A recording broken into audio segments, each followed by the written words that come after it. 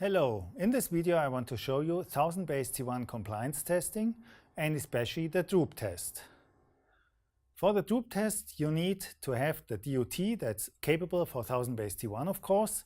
You need to have that DOT to be set up in test mode 6. I've done that already and captured the signal that you see on the RTO oscilloscope here.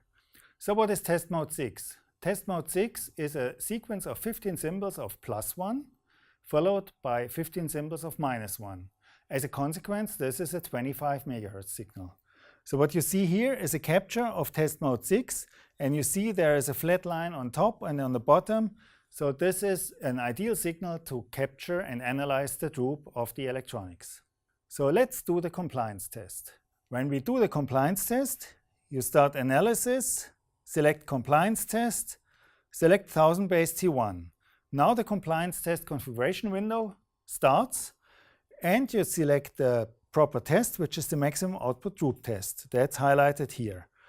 On the right side you see the configuration of that test. So you see if you capture that single-ended or differential, you can adjust average counting as well as the HD mode.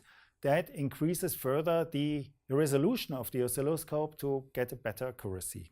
So let's run that test.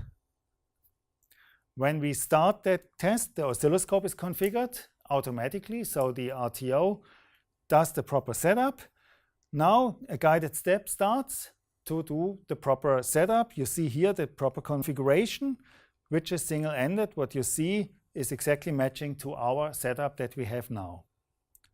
Go to next. On the next step, the RTO compliance software asks you to do the test mode 6 configuration. We did that beforehand. We can do a small cross-check and check the screenshot is matching to what we see in the background on the oscilloscope. So we are in the proper test mode. So now we run the test.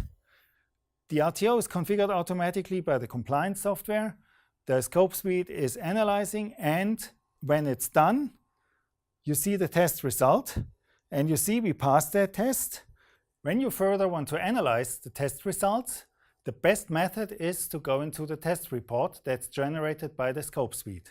To do that, press Show Report, and the PDF is generated and started. When you look into the test report, you see you get the general information, you get an overview of the test results in the test summary, and on the next pages you get the test details.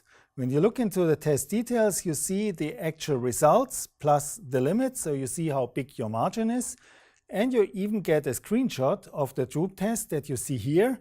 And looking into that, you're able to further analyze in case there's any problem. So here, for example, you would see any high frequency content that's overloaded in the droop test.